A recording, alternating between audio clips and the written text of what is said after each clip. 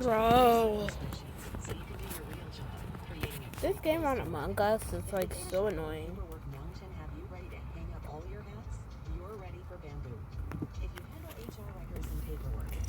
Among Us, baby. And join.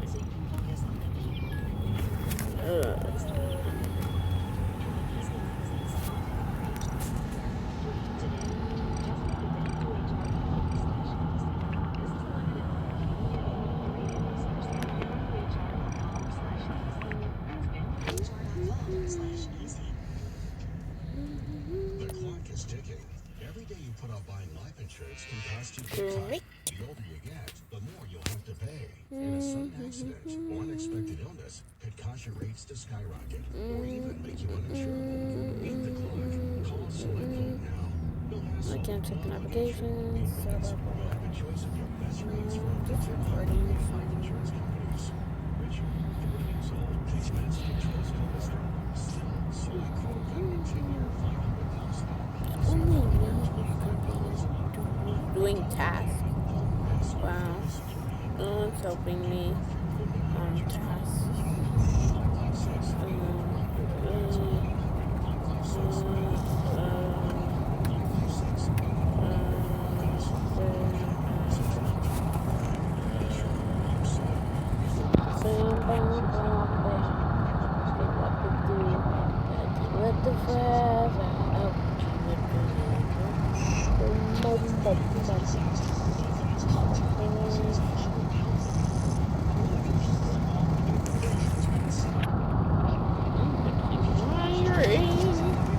Of course. So, who died?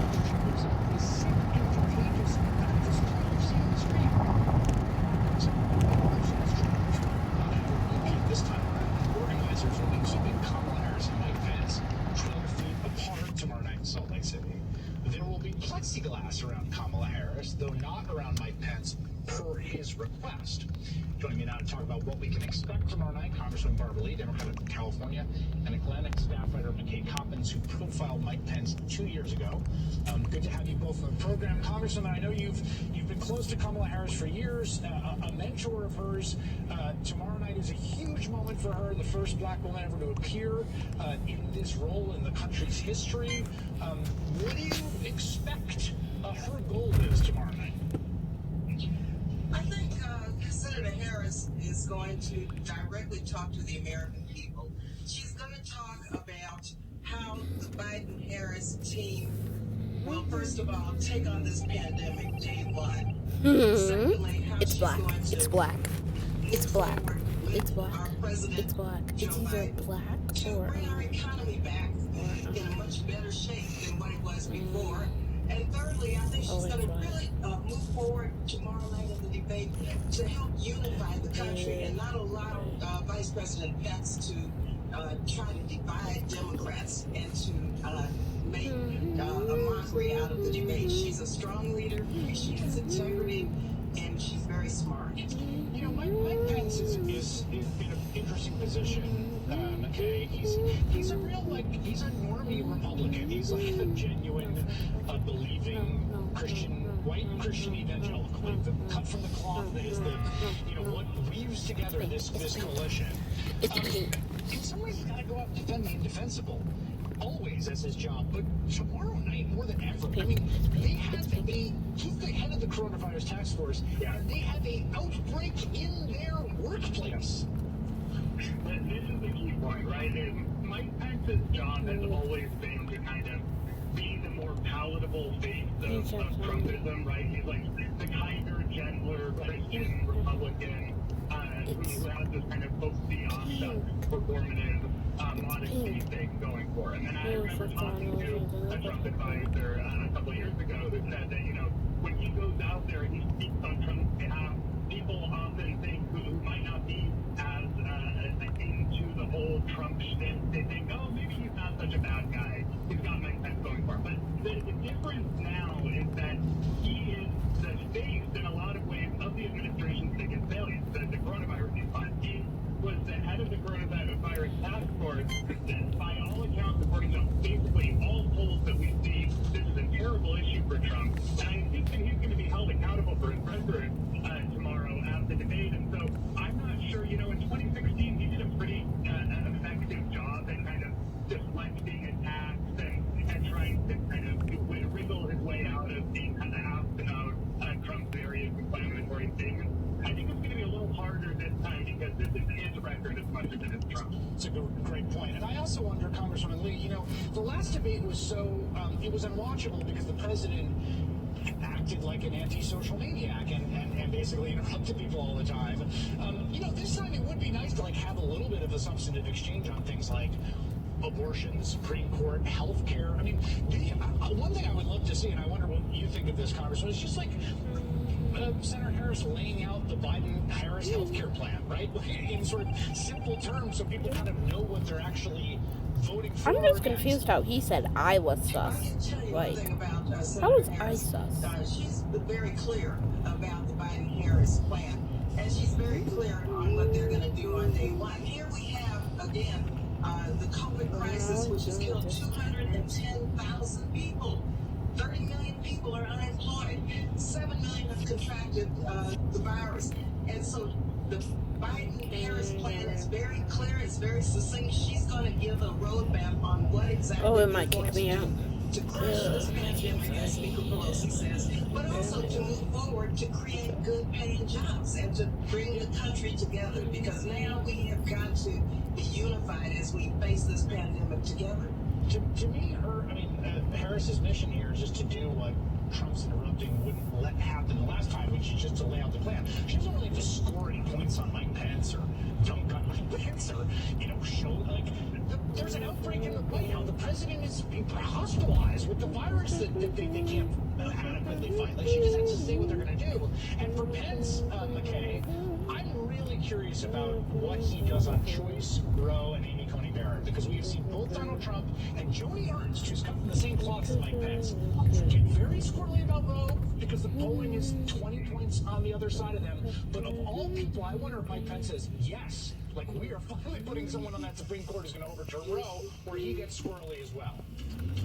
It's a really interesting question. Mike Pence's job is, to a large extent, holding together the conservative Christian element of Trump's base. And for them, the Supreme Court is basically the whole game, right? It's because of abortion. It's because of Roe. I think he's going to be tempted to make that case and lean really hard into that issue. But as you pointed out, it's not clear to me that the talking points coming out of the White House and the Trump campaign are as clearly anti-abortion or at least in favor of getting rid of Roe as maybe some of the conservative Christian days would like to see. Yeah, to me, him saying there's nothing to see here, literally, or something to that effect. The first debate, and Joni Ernst, weapons?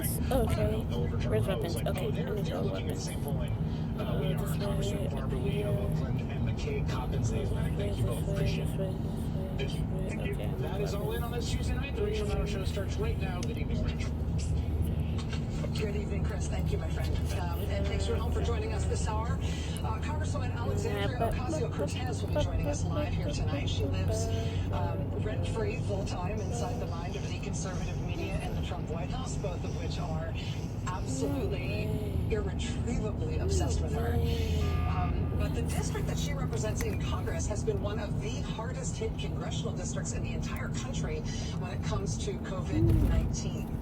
So Congresswoman Ocasio-Cortez, better known by her initials AOC, she will be joining us live tonight, specifically to respond to the news that the president has told his administration and Republicans in Congress that they must stop all work on any kind of coronavirus relief bill. No bill, no COVID relief at all. No economic help for industry or individuals.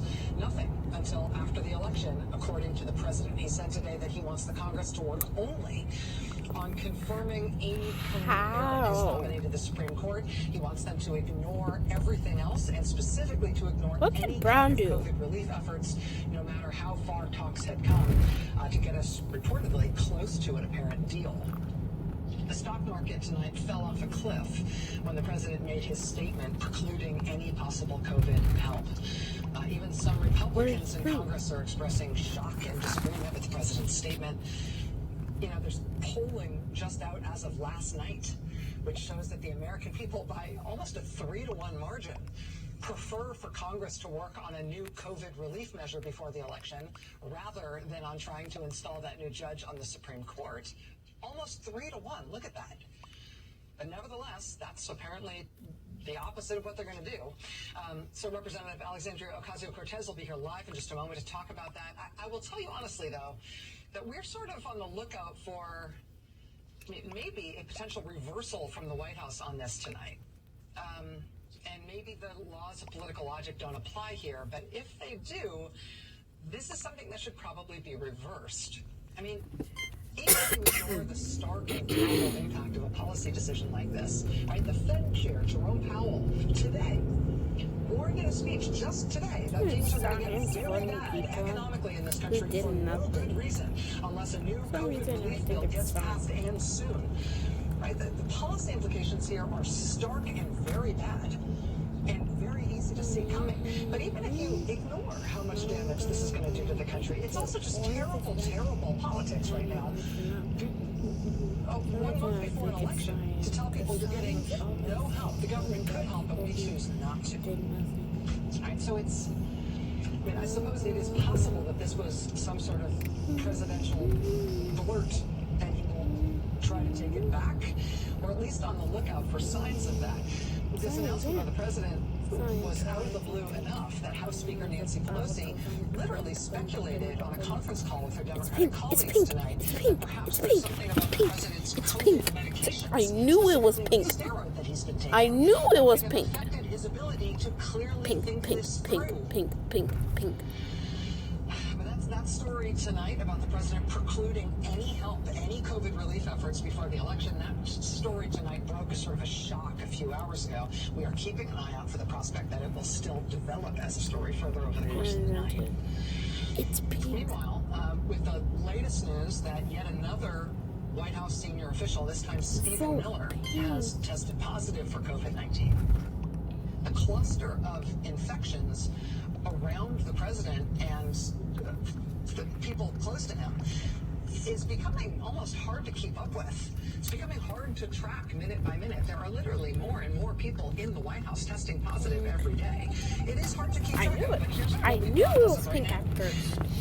The Because president he has COVID-19. tried killing me at As does the First Lady, Melania his Trump. name kept on Presidential advisor Bill falling, Hicks has trying to COVID. kill me. Also, White House official Stephen Miller, that's new tonight. Also, the press secretary, Kayleigh McEnany. Plus a whole bunch of people in her office. McEnany's principal deputy, Chad Gilmartin, has COVID, as do 3 other assistants in McEnany's office. Caroline Levitt, Jalen Drummond, another person who works in that office who they're not yet naming. That makes 5 people with COVID in the White House press shop alone. I'm not sure how many more people there are in the White House press shop. That might be it. The RNC chair, Romney McDaniel, also has COVID. Former White House senior advisor and Trump campaign manager Kellyanne Conway is positive. Her teenage daughter, Claudia, is now positive as well. Another Trump campaign manager, the 2020 campaign manager, Bill Stepien, has COVID now as well. You might remember before joining the Trump White House, what Bill Stepien was famous for was his role in the Bridgegate scandal under then New Jersey Governor Chris Christie. Well, Chris Christie is himself now positive as well. He was involved in the president's debate prep sessions last week. 3 Republican senators have COVID now. Senator Mike Lee of Utah, Ron Johnson of Wisconsin, Tom Tillis of North Carolina is up for re-election in a race that is going to be no cakewalk, COVID or not. He's running against Democratic contender Cal Cunningham in North Carolina.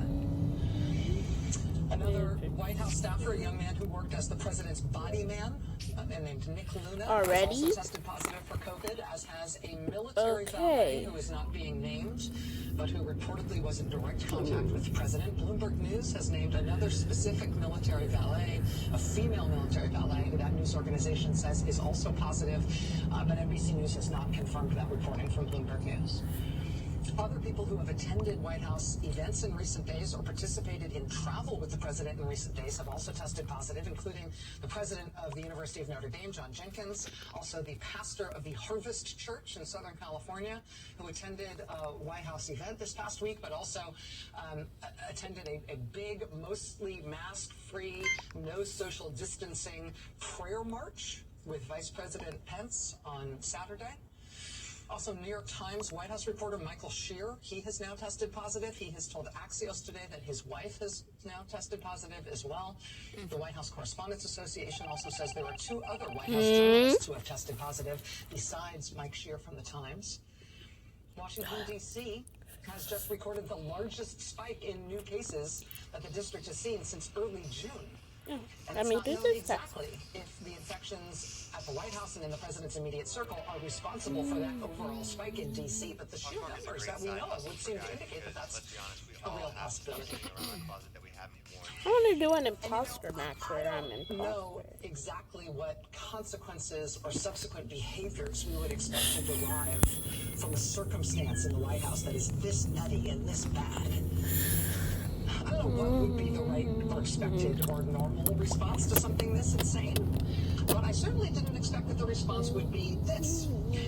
The vice president now, tonight, mocking Democratic vice presidential candidate Kamala Harris and the Commission on Presidential Debates for wanting to institute some additional COVID protection protocols for tomorrow night's vice presidential debate.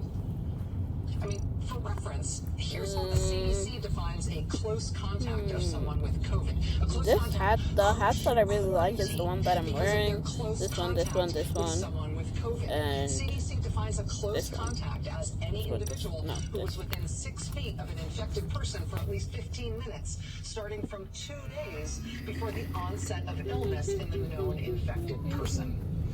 So is Vice President Mike Pence a close contact of a known infected person?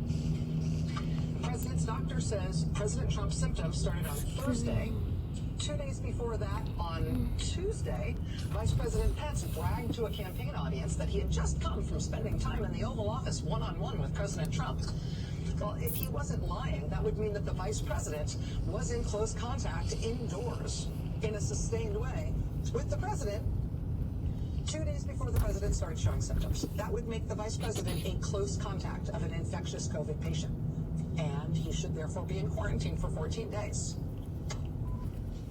And I don't know if maybe the Trump White House just doesn't believe in that. But could he at least please not spend tomorrow night breathing all over Kamala Harris? And the debate moderator, Susan Page from USA Today? No, apparently this is remarkable. I mean, last night the Commission on Presidential Debates announced that they would put clear dividers between Kamala Harris and Mike Pence as an extra precaution for their debate. Given that the president is positive and the White House is a COVID cluster and the candidates aren't going to wear masks while they debate. There wasn't a proposal that they were discussing from one side or the other. This was something that was agreed to and announced by the debate commission last night. But now, today, the vice president's staff is mocking the need for any precautions and saying they won't agree to it. They say it's not necessary. Because sure, forget the scientific advice. Who would you trust more on the key issue of keeping VIPs virus-free? Who would you trust more on that than the Trump-Pence White House, which has done such a great job of keeping everybody in the White House all safe, right up to the top? Tonight, Joe Biden told reporters that he does not expect that he will debate the president if the president still has COVID and is infectious next week, the night of their next debate, next Thursday night. And, you know, on the one hand, of course, if the president's still infectious, he should be quarantining and nobody should be around him, let alone somebody on a debate stage with him. On the other hand, with this White House, who knows, right? Even with him infectious, even with him symptomatic, presumably they'd be happy with him breathing all over Joe Biden and, you know, holding a maskless rally and then having him, you know, purposely cough and sneeze. So I have to go back and do the electrical task. Actually, I just do this. There won't be a presidential debate if the president still has COVID and still is infectious, right? Right? The number 2 official in the Coast Guard has now tested positive as well. His name is Admiral Charles W. Ray. And the number 2 official in the U.S. Coast Guard. You will remember this past weekend, the White House held that Rose Garden event at which Amy Coney Barrett was announced as a Supreme Court nominee. The day after that event, that's the event where you can, like, you can use the seating chart from the Amy Coney Barrett announcement in the Rose Garden last weekend to create a little advent calendar predicting all the next people in Republican politics who are about to test positive because of all the people who've tested positive from that event already. And we don't know.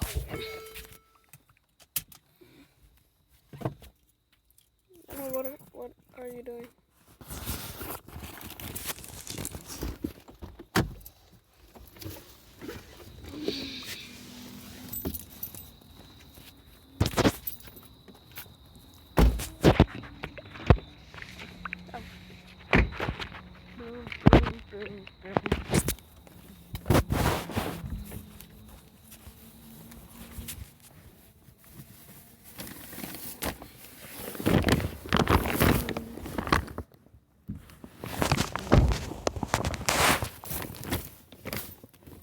Don't put it in there, please.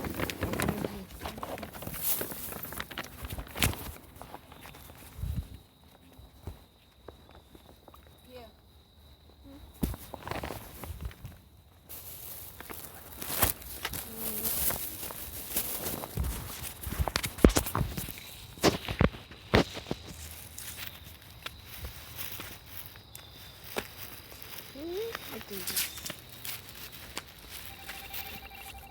What's red? The red said it was cyan, and then cyan was, purple, but purple was dead. So it's red. Let's go to. Oh, let me go back and do this task. Over here. First, let me check admin.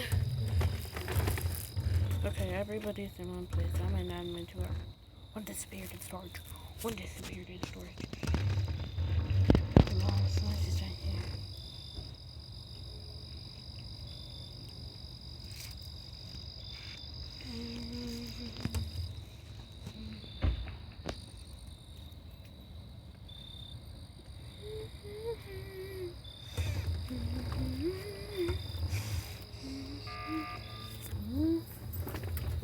Pink card, I'm ready to use.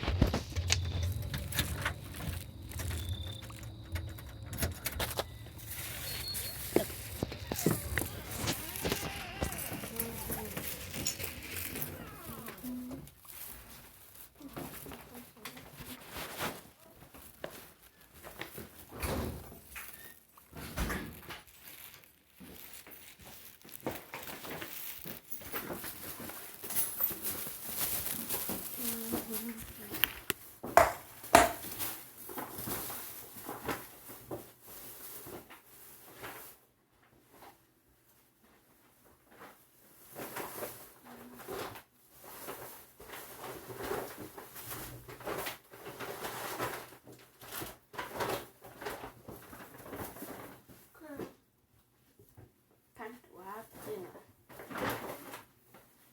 Time to do what? Have dinner. For what? Who is making you dinner? You didn't eat at your house. You want to come and eat here? I ate lunch. Okay, why didn't you eat at when we got to your house? I did. In Oni. What did you eat there? Mommy bought me Subway. And that was earlier after my appointment. So you want to eat now? You will fix it yourself.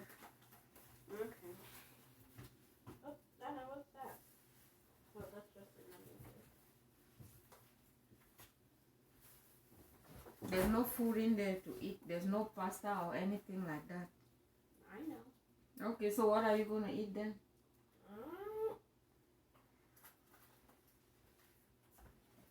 There's always lunch then. Okay, you can eat that.